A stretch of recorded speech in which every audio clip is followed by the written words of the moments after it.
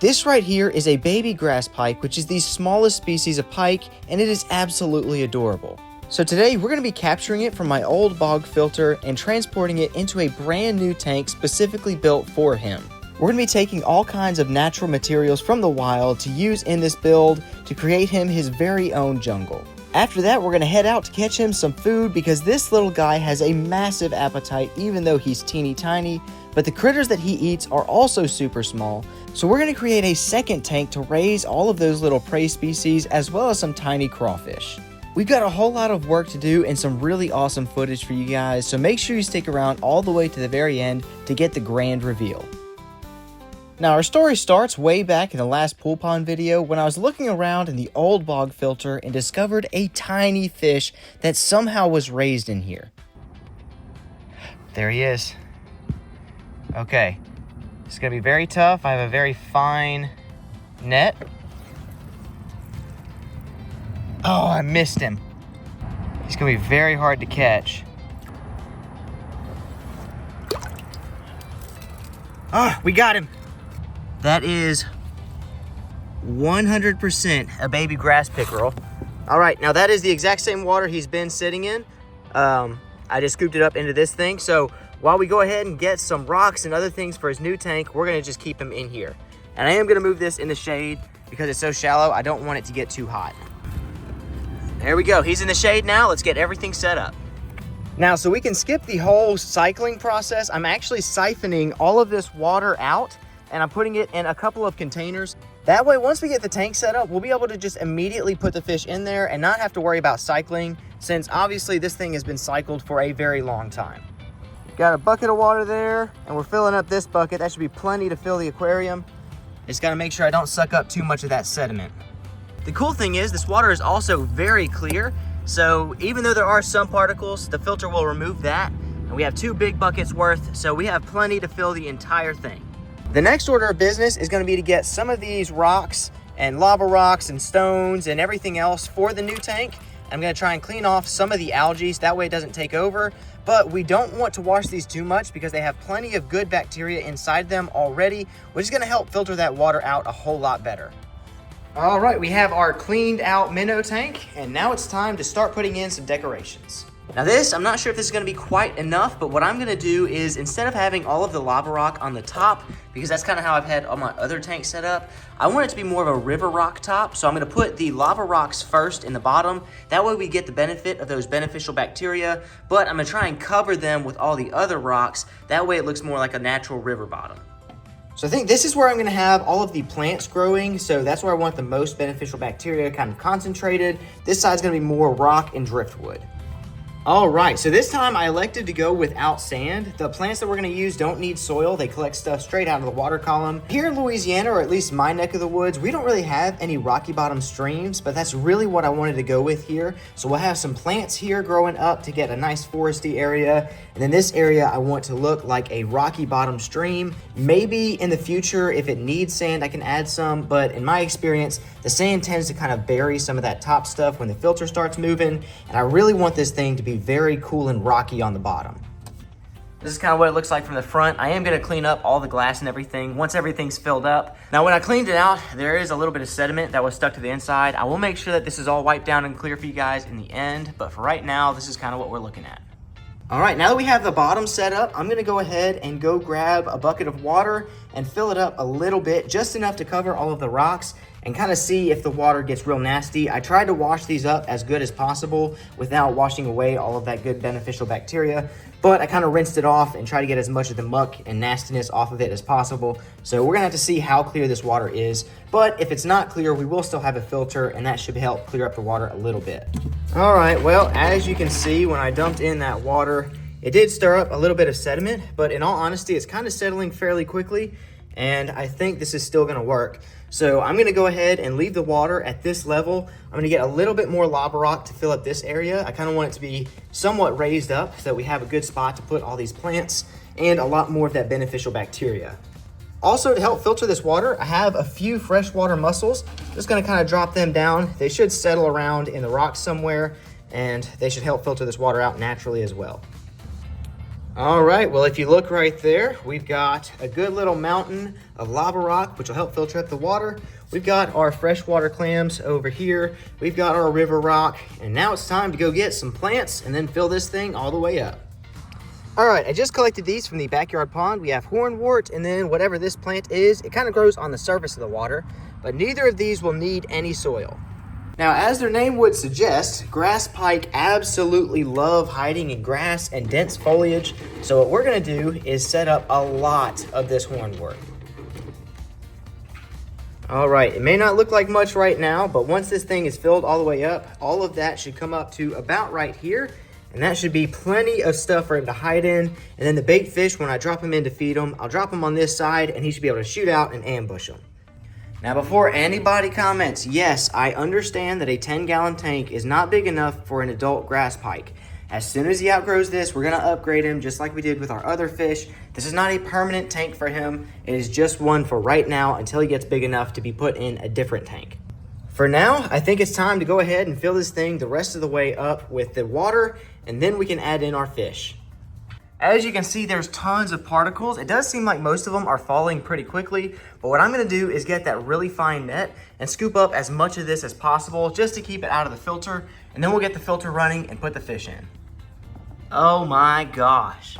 So after scooping for about 2 or 3 minutes, this is all the nastiness I was able to take out, which absolutely would have clogged up the filter. Sadly, most of this stuff is gonna be way too fine for this net, so I am gonna have to get the filter running, but these particles aren't gonna hurt the fish. He was kind of living in these conditions anyways, so I'm gonna go ahead and go get the pickerel so he's not sitting in the shade anymore, get the filter plugged in, get the fish put in, and we'll be ready to go. The smallest grass pike I've ever seen, and there he is. Oh my gosh. Oh my goodness. That is him next to a rock that is about the size of my finger. And look how tiny. It is now time for me to go ahead and get the filter put in, get the aerator going, and then we're gonna go out and catch him some food, which for a fish his size is gonna be a little bit difficult. All right, just like that, we've got the filter going. I'm gonna come back when the water clears up a little bit. I'm gonna wipe this glass, but in the meantime, we're gonna head out and catch some little critters for this guy to eat. Oh yeah, I forgot, I'm gonna put that plant there. Now we are next to a window that gets lots of sunlight, so these plants will have plenty of light to grow, and it's all natural. To catch food for our little grass pike, we're actually here at the wildlife pond. I dug this little mini pond probably over a year ago at this point, and I haven't really touched it since. It acts as a watering hole for the local wildlife, a little bit of an area for birds to come down in, frogs to spawn, and my biggest enemy, mosquitoes. This is a breeding pond for mosquitoes, and it looks right there. Oh yeah, we've already had a bunch of frogs spawn in here, so there's a lot of little tiny tadpoles. So we might collect some of them, but we're really after my biggest op, baby mosquito larvae. Now that right there, if you can't see them, those are mosquito larvae. So we've got this really fine net, we've got a jar, and we're gonna collect as many as possible.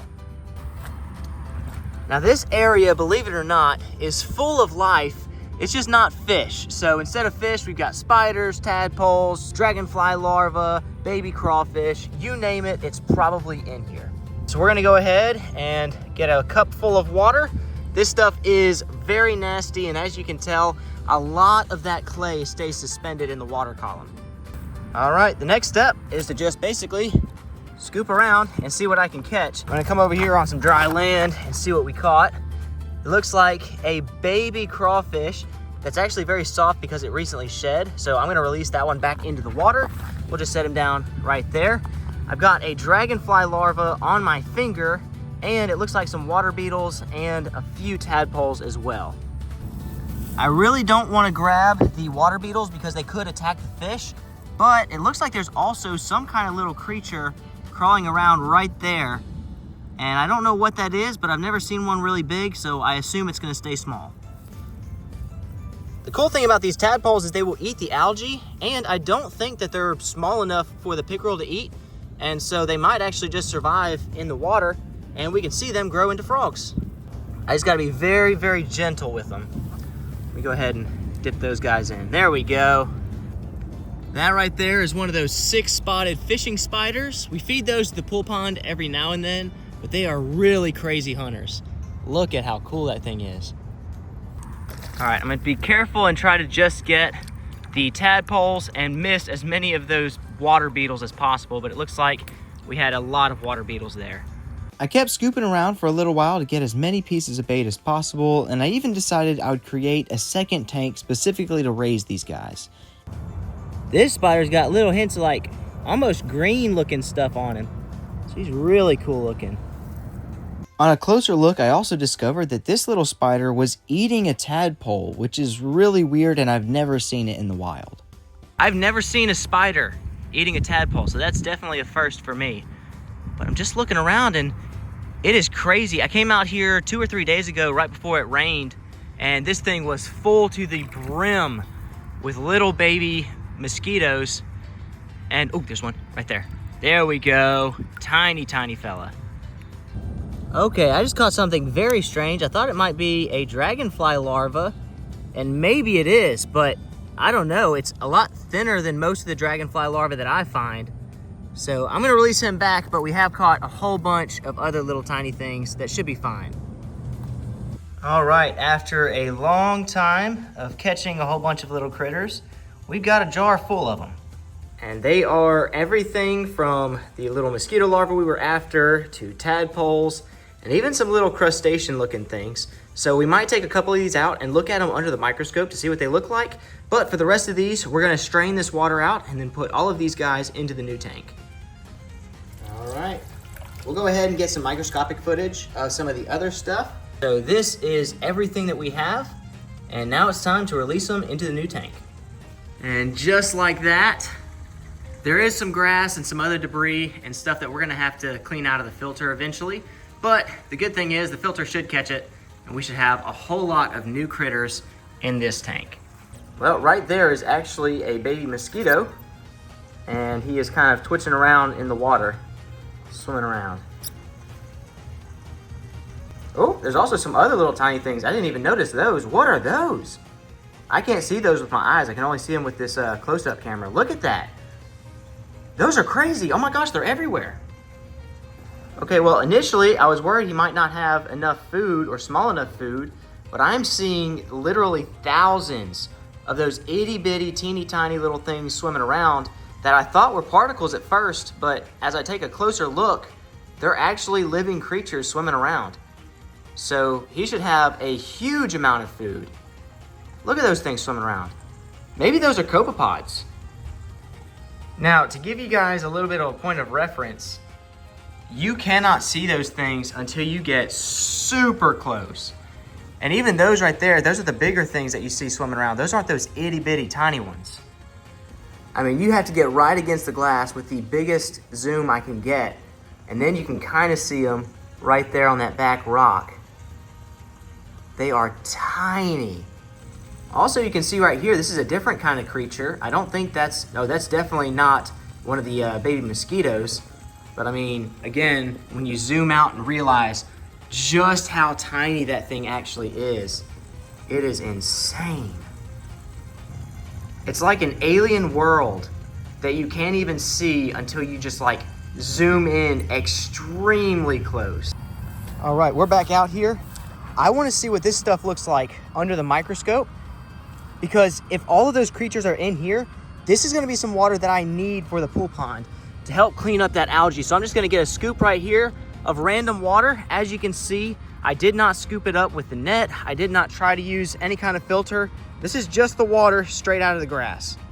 All right, so what I have in my hand is significantly harder to see through than the water in the fish tank. So what we're gonna do is take a microscopic look at what's in this jar. After getting out a tiny droplet and isolating one of those moving critters, I realized I'm pretty sure this is actually a copepod. I also noticed several other itty-bitty creatures moving around, but it was really hard to focus on them because they were so fast and tiny. And while looking around, I also found a dead copepod, or maybe this is a shed exoskeleton. I'm not entirely sure. But I was able to isolate several of these guys, and they are almost definitely copepods, although I could be mistaken. Let me know in the comments down below. Now, being the genius I am, I set my phone up on a tripod and set up the second tank and forgot to press record. All right, I just spent the last about 15 minutes setting up this tank, and basically all I did was take some of the grass, a whole lot of those copepods and crawfish and other little critters, and this is basically just gonna create a breeding stock. That way I can feed my grass pike, I can feed the pool pond and my other tanks, and keep a good stock of all these little tiny critters. At first glance, this doesn't look like it has much life, but when you get up really close, you'll notice that it's absolutely teeming with life. Just look at how many of these things are down there at the bottom. I found out that they really like to hang out low and towards the bottom and not quite as much up at the top. But I mean, the second you get down close to the sand in here, it is a city of movement. And as you can see, they've been eating a whole lot of random stuff. So what I did is I actually scooped up all of the leftover media from the bottom of the old bog filter and stuffed it in here, so that sand, decaying leaf matter, and a whole bunch of other stuff, as well as a little bit of lava rock. And on top of that, I also collected some of this string algae from a bucket that was sitting out with some rainwater, and I decided that would be a nice little treat for them if they don't feel like eating all of the decaying matter. And it would appear that a spider was on the top of the water, and now he's trapped. Oh, look at that. It looks like there's copepods already eating into this grass and swimming all around it. So that is really cool to see. The last time I hatched out copepods, they were not very successful at all. And to actually just find them in my backyard wildlife pond is super cool. Now we also have these teeny tiny crawfish, and of course we can feed those to our bass and our grass pike and even the pool pond if we want to. So I didn't feel like separating all of those. I decided to just throw them all in here together. Now yes, you will probably eat some of these copepods, but there's enough of these guys that I'm not worried about their population becoming too scarce. I'm gonna be honest, I was never really a big fan of like micro tanks like this, but this is actually probably my new favorite aquarium, which is pretty crazy because I've got some awesome ones. I mean, you can just see millions of copepods, the tiny crawfish. Like, let me zoom out real quick so you can see just how tiny that crawfish is. Like, that thing is itty bitty, and he's hanging out right there. And then of course we've got an even smaller crawfish right here, sitting on a blade of grass that is just itty bitty. And so this is like a just microscopic tank full of life. And all these critters will help all of my other tanks later on down the road. But it's just crazy to me that I've never been able to see this many creatures up close in a microscopic tank like this. And to know that now I have as many copepods as I want pretty much forever, that's just a really cool feeling. It's funny, it seems like they're actually all coming towards this light, so I'm getting a big crowd scooting up to the side of the glass, swimming towards this way, so that's pretty cool. I really like this tank a lot, but you guys didn't click for the micro tank, you clicked for the micro pike, so let's go ahead and switch back to looking at that tank. Now over here, it looks like the water is kind of starting to clear up a little bit. It's still not as clear as I'd like it to be. And we can see our little buddy hiding right next to that grass. You can see copepods swimming around him. He is so tiny and he blends in so well with all this structure. It is crazy. It looks like we've got a little mosquito larva right there. And it also looks like our freshwater clams have moved around a little bit. So we have one hanging out in the back over there. I do need to still clean this glass. It is quite filthy. But these other two have moved on a little bit closer. Oh, I just got the clam to actually move a little bit. I was moving the light around trying to find those crawfish, and that clam started to shift. I don't know if I've ever caught one moving on camera like that. As pretty as this tank is right now, it's still quite filthy and needs a lot of work, so we're gonna get right back to it in the morning. All right, this tank is looking gorgeous, and unfortunately I was on the phone a second ago, but as I was on the phone, I was watching, he's actually hanging out right there, and I saw him, he was right here, and he shot up and ate one of those little mosquito larvae. So I know he's eating well, he's already comfortable enough to be eating in here. And this tank, it already has been one day, and it seems to have cleared up a whole lot. Still a little bit foggy if you look in, but it is looking beautiful. But before we move on, before we kind of skip to any feeding footage or whatever, I would like to fill this little spot here with some driftwood. This is actually a dried out root ball from some goldenrod, and you guys are gonna be in for a treat because I'm using the same kind of stuff for the next pool pond video as the bottom of our cricket island that is in progress being made. So that is really neat looking. You can actually see right there, there's one of those little baby mosquito larvae. And over on the side, we have our itty bitty grass pike. I also cleaned the glass a little bit. Of course, I'm making little wet marks on it now, but this is looking really nice. We've got our freshwater clam right there. And there he is. I saw some of these guys. We've got little crawfish swimming around in the bottom. Now, if the crawfish get big enough to where they're actually a danger to our grass pike, I will be removing them and putting them in the pool pond, or maybe feeding them to the bass and the other grass pike, the bigger ones. But I think they should be okay for now, and as long as they're not doing too much damage, I'm okay with them being in here. All right, now if we look down here in the copepod / microorganism tank, you'll notice quite a bit of movement here as well. Once you get a nice up close look, you can see all these guys scurrying around. At night, they seem to be all the way at the bottom and they stay down there. But in the daytime, it does seem like they're a little more active throughout the entire system. It's actually insane to see just how much movement is here. I mean, here we've got one of those little water beetles hanging out towards the surface. And I've never been able to see these guys up close like this. And seeing all of those copepods swimming around is an insane sight. Over here is something that I'm very glad I added. So I put a whole bunch of string algae on a little stick, kind of floating up on the top. And you can see all these copepods are almost glowing green because they've been eating all of that algae. So that's a really good food source for them. You can tell there's lots of activity around here and they're filling themselves up with all that algae. And that's really encouraging because that means that if they're eating all of this in here, then if I put some of these guys in the pool pond, they should really do some damage on all of that algae. One thing I decided to do was add in a little aerator right there. I didn't want it bubbling up a lot and stirring the water too much. I do want it to have good dissolved oxygen though. And so this is the best way where I can keep it still so these creatures can have that nice still environment that they like, but also have plenty of aeration in the water. He is so tiny in there. You can like hardly even see him. Now, of course, I've zoomed in on him and he's kind of out in the clearing right now, but a lot of the times he's been hanging out over here inside all that grass, and it is just about impossible to see him. All right, for anyone who was not sure about how good these mussels and these plants can actually filter this water, there is not a single bit of sediment in here. Now we do have a little bit of algae that started growing on the sides, and that's okay. I am gonna go ahead and clean that glass later, but I wanted to show you guys our little fella right here has been doing super well. And what I'm about to do is go catch some little baby mosquito larvae, and I'm gonna put them right in front of him and see if we can finally get some video of him eating.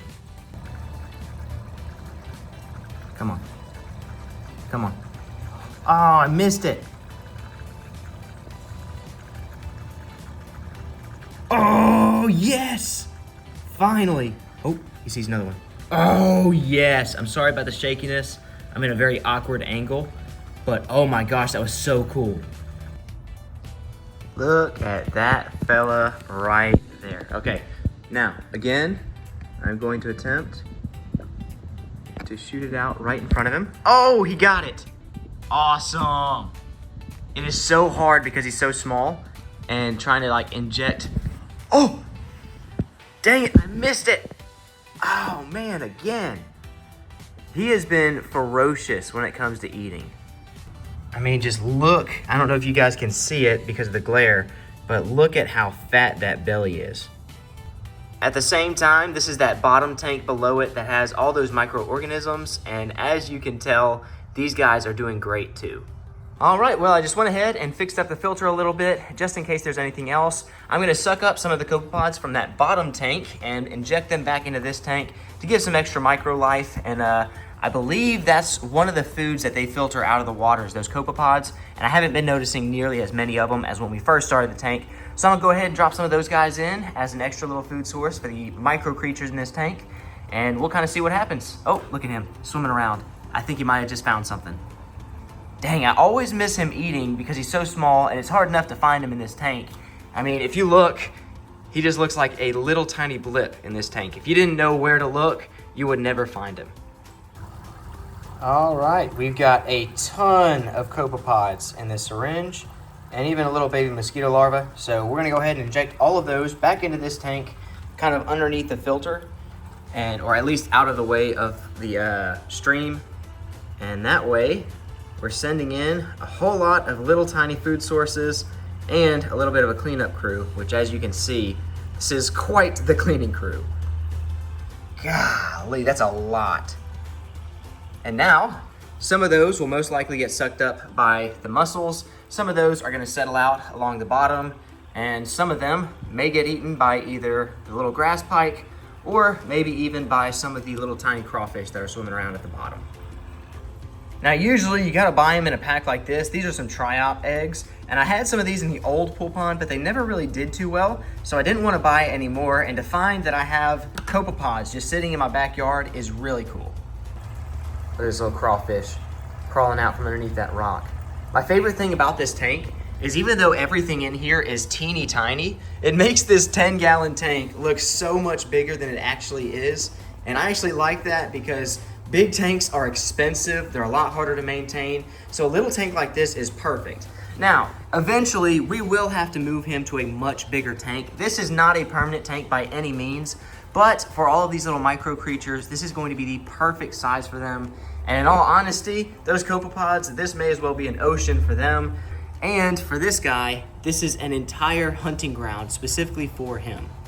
But if you guys have any suggestions for some even smaller critters to add to this tank, or maybe something that could coexist without harming this ecosystem, please let me know in the comments down below. I absolutely want to fill this with as much life as possible without overcrowding it, of course, but I really love the look of it so far. It is awesome. But before we ever think about adding anything, there is something that we need to take away from this tank. So as it sits, we have 3 of those freshwater mussels in here. We've got one here, one in the back, and I don't really know where that the third one's over here, kind of by that rock in the back, right about there. But for a tank of this size, 1 or 2 clams is gonna be plenty. 3 is actually gonna be detrimental because they won't be able to survive with limited food. So what I'm gonna do is actually remove 2 of these freshwater clams and put them in the pool pond. Oh, did he just eat something? Oh, I have to look back at the camera and see. I think I might have caught him eating something accidentally. And as it turns out, copepods are on the menu for the grass pike. All right, well, I just rewatched the footage, and sure enough, he did. He ate one of those little tiny copepods swimming around. So that means these guys are a food source for him, for sure. And he seems to really like them. I mean, you can tell his belly is fat and bulging. All right, well, I'm gonna go ahead and take this one in the corner, and then I'm gonna take this one over here. I know I'm probably scaring our little buddy, but there we go. These are pretty small, so I don't think that they would be in too much danger just yet. But within a month, I don't think there'd be enough food for all of them to go around. 1 is gonna be plenty to circulate this entire tank. These guys can actually circulate about 2 liters per hour. I think that's roughly like almost a gallon. So for 10 gallons every single day, basically, this guy is gonna be able to circulate all of this water. So 3 of them is just way too much. As far as the bottom tank goes, I like everything as it is, but there is one thing that I did want to add. Now, one thing I have added is actually some shells. Those shells are gonna help with the calcium in the water. I plan on adding a few more too. I think that they need calcium to grow. If not, it's not gonna hurt. And this tank is not really particularly built to look pretty. It's more built to be efficient and to provide these guys with plenty of food, plenty of aeration. And as you can see, these guys are absolutely loving it with how many of them there are. The thing I'm literally just now realizing is I've never added any snails to this tank, and the snails would probably help with that algae. So I'm gonna go ahead and go out and catch some snails. All right, and just like that, we've got some snails. Oh, it looks like he's kind of being pushed around in the water a little bit, but there's our little snail friend. He's slowly coming out of his shell, trying to figure out where he can kind of grab onto something.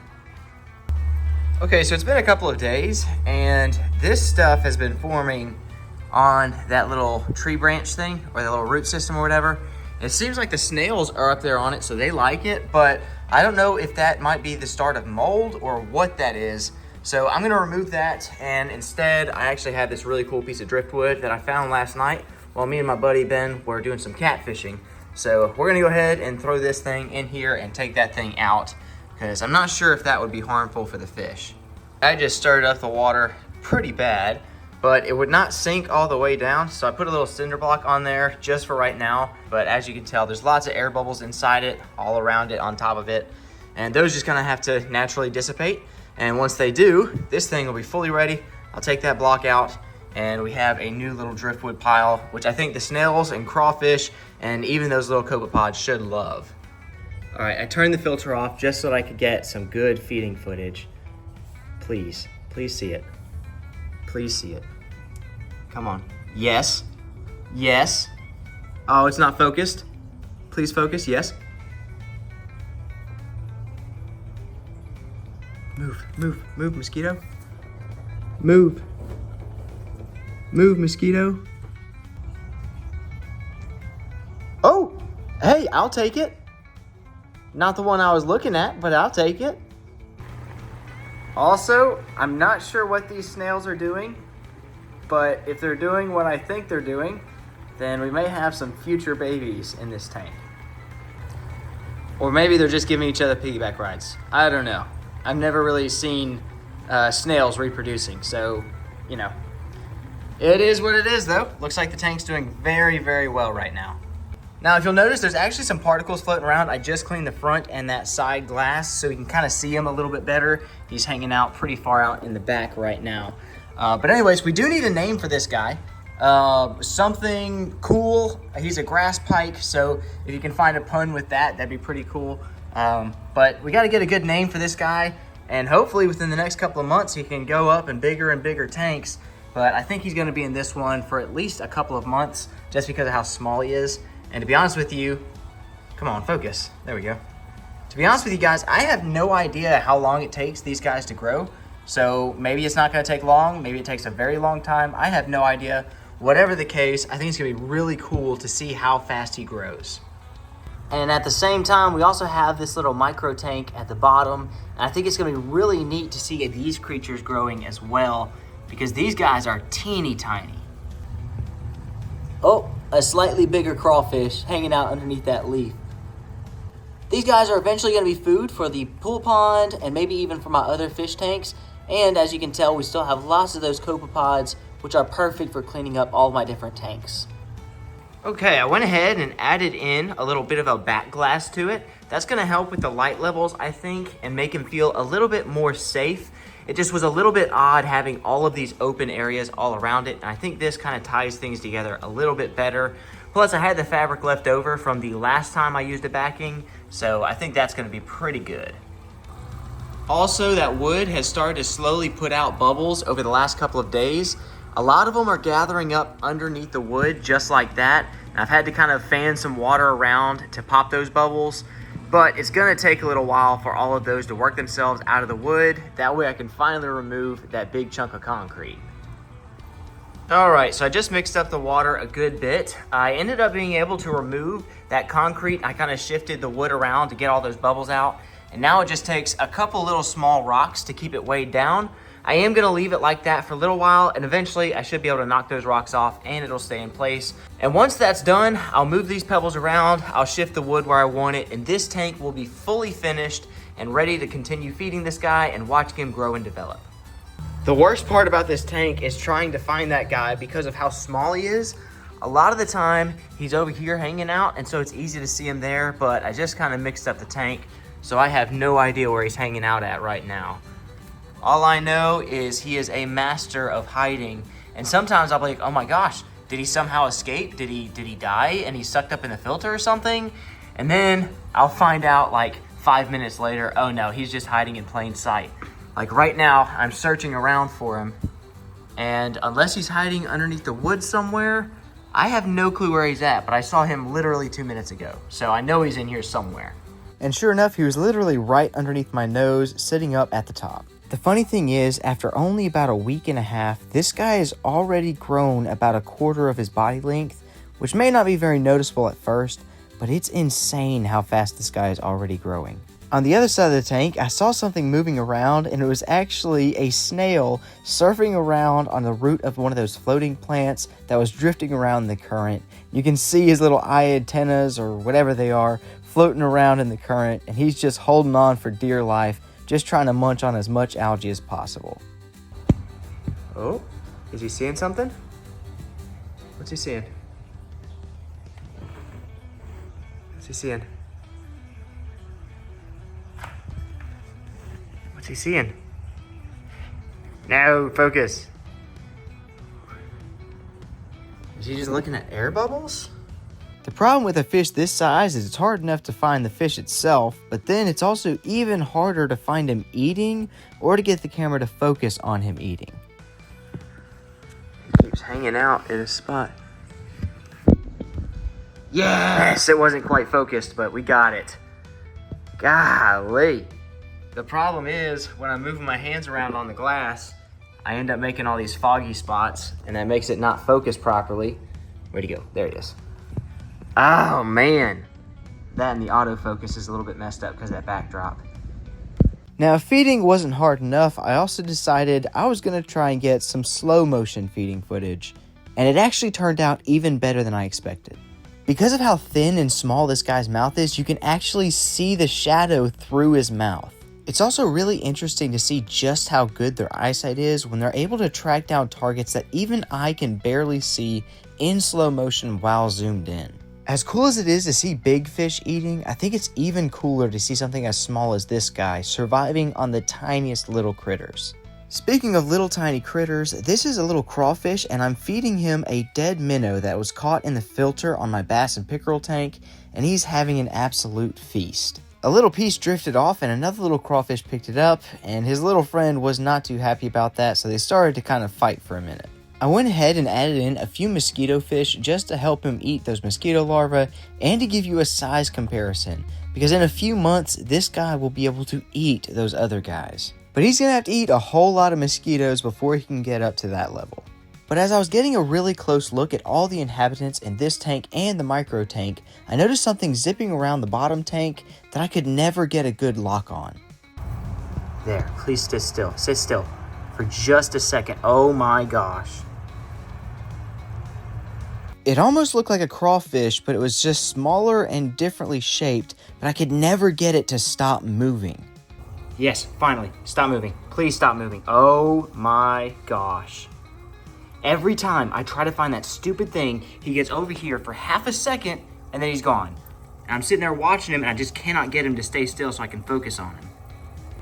Come on, sit still. Okay, that's kind of where I want you. I just want to be able to see what you actually look like. Always out of the way. Okay, oh my gosh. Okay, come on, sit still. Sit, where'd he go?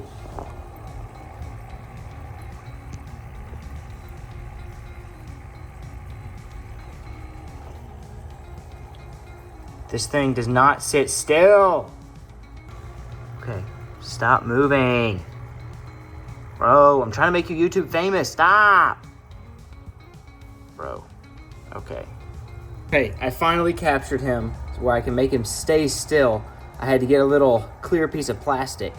That is the creature that will not ever stand still. And no, I don't have him pinched. He's just trying to weasel his way out. But look at that. I don't know what that is. If you guys could tell me in the comments. Oh my gosh. That is what we are working with. I have no idea what that is. It is really creepy looking. And that little thing just never stops moving. In fact, he might have... No, there he is.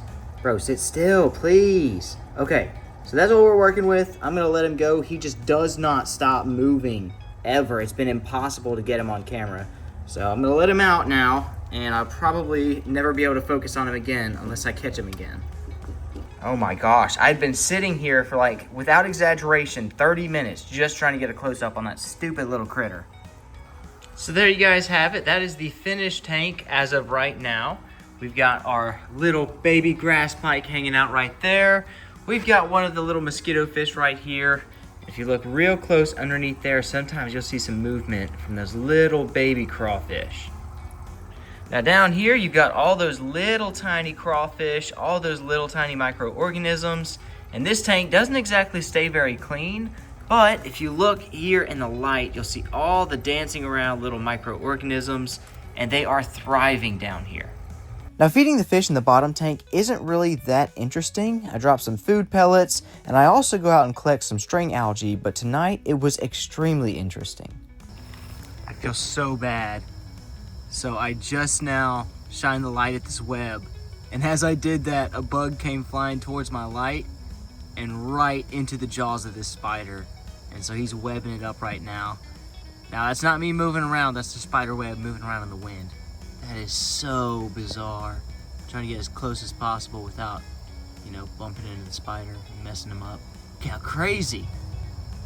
Just trying to come out here and scoop up some algae for my micro critters and got to witness a whole hunting ground. All right, well, Mr. Spider, I'll leave you to it. You're welcome for the free meal. We just need to get a good bit of this algae right here. This tank is like a string algae breeding pool. This right here is growing food for my pets' food. So that's really interesting. All right, there they go. A nice big helping of string algae. With everything said and done, the tank is looking absolutely beautiful. Remember to comment some name suggestions down below because I want a really cool name for such an awesome fish. Today's scripture comes from Colossians chapter 3 verse 23, and it says, "Whatever you do, do it from the heart for the Lord and not for people." And if you didn't know, I also have a second channel where I'm going to start posting a whole lot of catch and cooks and other types of videos like that. So make sure you check it out. I've got some really interesting catch and cook videos in progress right now, and you're not going to want to miss them. I'm also going to have some guests to try some of the food that I make, and it's not always going to be the best. I'm also working on some microfishing at tons of new locations that you guys have never seen before. The next microfishing video should be next week, and then after that, you guys know what it's going to be. The pool pond is making a comeback with some crazy new additions. We've got all of this and so much more coming within the next couple of weeks. I want to give a huge thank you to my Patreon supporters, Glex and Jace. Thank you guys so much for supporting this. And if you'd like to join the Patreon, check it out in the link in the description down below. It's absolutely free to view all my content. Donations are completely optional. If you're still wanting to watch more content, consider checking out this playlist or this video that YouTube thinks you'll like. As always, guys, Jesus loves you, I love you, and have a great day.